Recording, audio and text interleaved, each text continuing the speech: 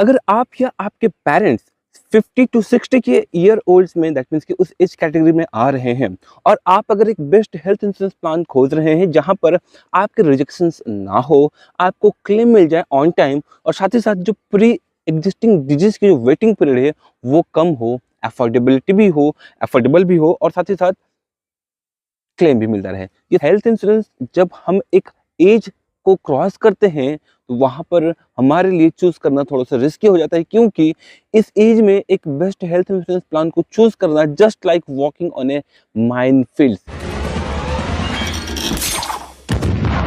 एक गलत स्टेप और बूम, कंप्लीटली आपकी बहुत बड़े प्रॉब्लम में आप फंस सकते हो।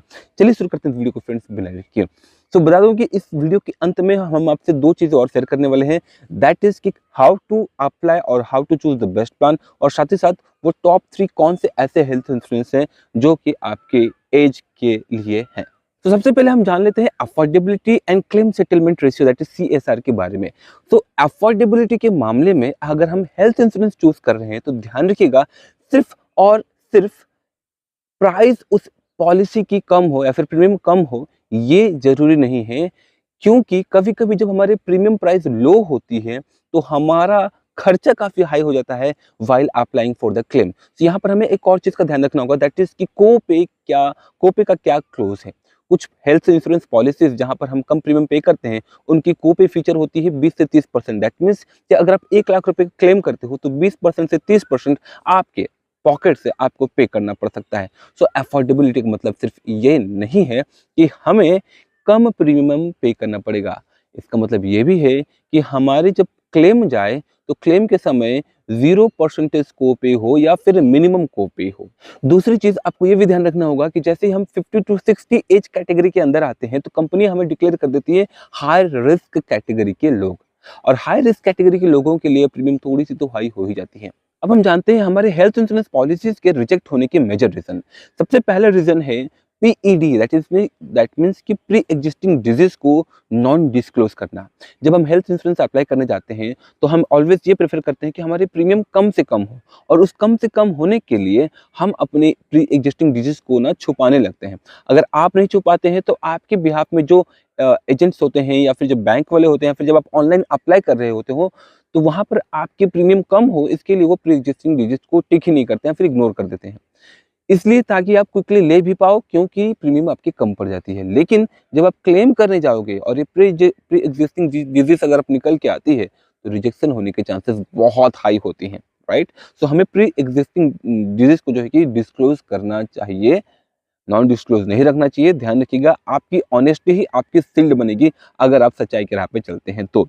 दूसरी चीज, वेटिंग पीरियड को इग्नोर करना of PED, pre existing disease की अगर आप वेटिंग पीरियड को इग्नोर करते हो तो यहाँ पर पॉलिसीज रिजेक्ट हो सकती है। फॉर एन एग्जाम्पल, अगर आपको कैटरैक्ट है और आपने पॉलिसी 6 महीने पहले ले रखी है और आज आप जा रहे हो क्लेम करने के लिए, क्लेम रिजेक्ट होगा, क्योंकि ज्यादातर कंपनीज की जो वेटिंग पीरियड्स है दैट इज 12 महीने से लेकर के 36 महीने तक का होता है। बट इसे भी आप स्किप कर पाते हो एक राइडर लेकर के।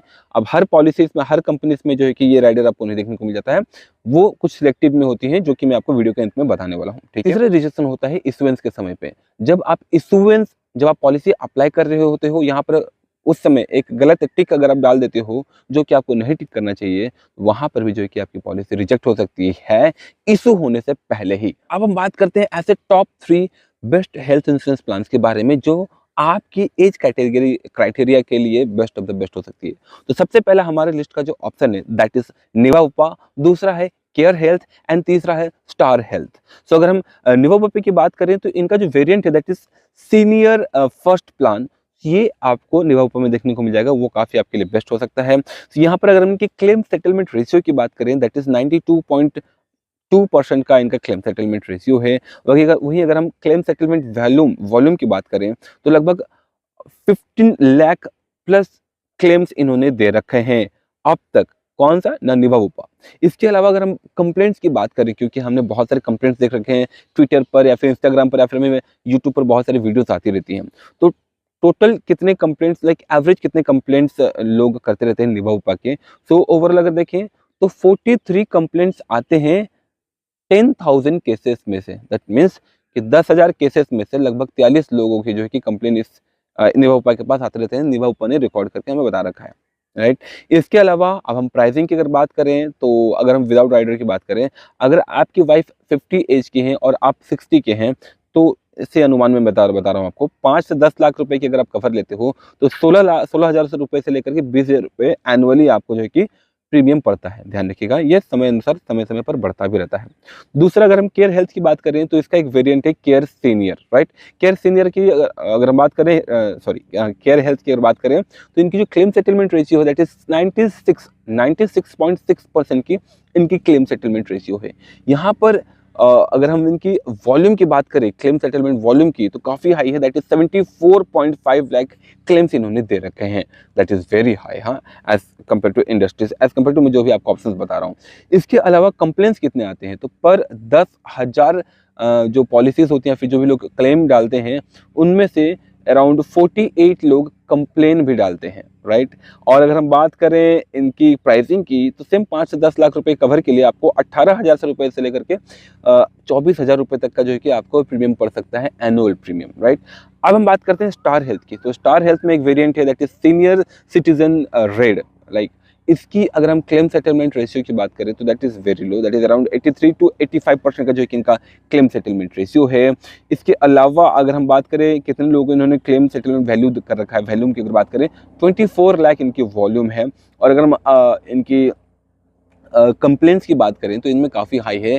10,000 केसेस में से, पर 10,000 केसेस में से 53 कंप्लेंट्स यहाँ पर हमें रजिस्टर होते हुए देखने को मिली हैं। इनकी अगर हम पॉलिसीज़ की बात करें तो इनकी प्रीमियम काफ़ी हाई रहती है, अराउंड 22,000 से लेकर के 30,000 रुपीज़ तक की जो है कि इनकी प्रीमियम रहती है। थोड़ी सी एक्सपेंसिव है बिकॉज अगेन ये थोड़ी काफ़ी पुरानी भी है। हमें ध्यान रखना चाहिए कि एटलीस्ट पिछले 3 से 5 साल का जो है कि क्लेम सेटलमेंट रेशियो क्या रहा है, उस रिकॉर्ड को भी हमें देखना चाहिए। अगेन मैं आपको ये बता तो रहा हूँ, एक ओवरऑल आइडिया दे रहा हूँ, लेकिन अगेन आपको भी एक डीप रिसर्च करना चाहिए, खुद से थोड़ा बहुत डिटेल में अगर आप रिसर्च कर लोगे तो आपको मालूम पड़ जाएगी कौन सी अच्छी कंपनी हो सकती है। इसके अलावा एक मेजर क्वेश्चन हमेशा मुझसे पूछा जाता है कि क्या अगर मैं हेल्थ इंश्योरेंस अप्लाई कर रहा हूँ तो मेडिकल चेकअप होगा? तो द आंसर इज जी हाँ, चांसेस हैं, एब्सोल्युटली पॉसिबिलिटीज़ हैं कि यहाँ पर आपके मेडिकल चेकअप्स हो सकती हैं।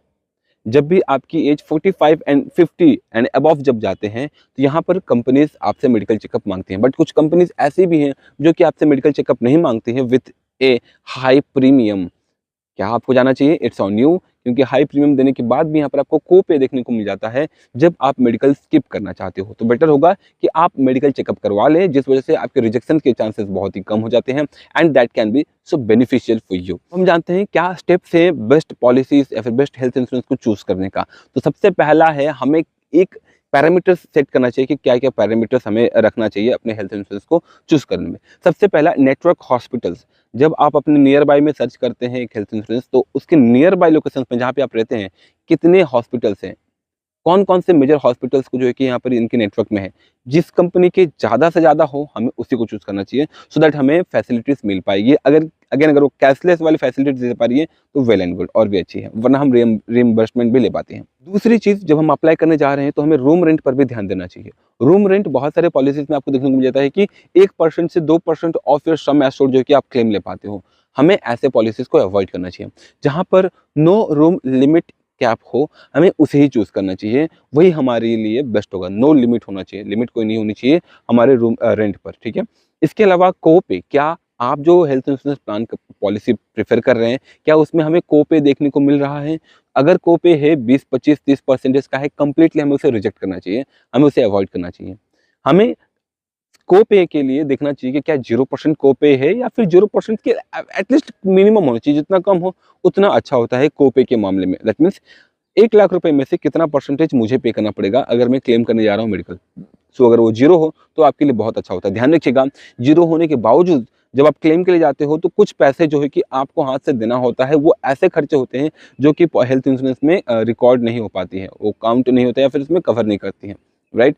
सो उसे जो है कि आपको पे करना पड़ता है। रिसेंटली मेरा एक क्लाइंट थे जिन्होंने निभा वोपा में अपनी हेल्थ इंश्योरेंस ले रखी थी। उनके बच्चे की नी सर्जरी उन्होंने करवाया और उस नी सर्जरी के दौरान लगभग 1 लाख रुपए का क्लेम उन्होंने ले लिया और 20 से 25,000 रुपए उनको अलग से पे करना पड़ा। ये कोपे नहीं था उनका, ये मेडिकल के कुछ अदर खर्चे थे जो कि उनको अपने हाथ से देना पड़ा था, राइट। तो ये उस प्रकार से थी। इसके अलावा हमें पीईडी की जो वेटिंग पीरियड है वो कम से कम कौन से पॉलिसी में है, अगर ऐसी कोई पॉलिसी जहाँ पर हमें राइडर भी लेकर के पीईडी का जो वेटिंग पीरियड है वो हम कम करवा पा रहे हैं तो वेल एंड गुड, हमें उसे प्रेफर करना चाहिए।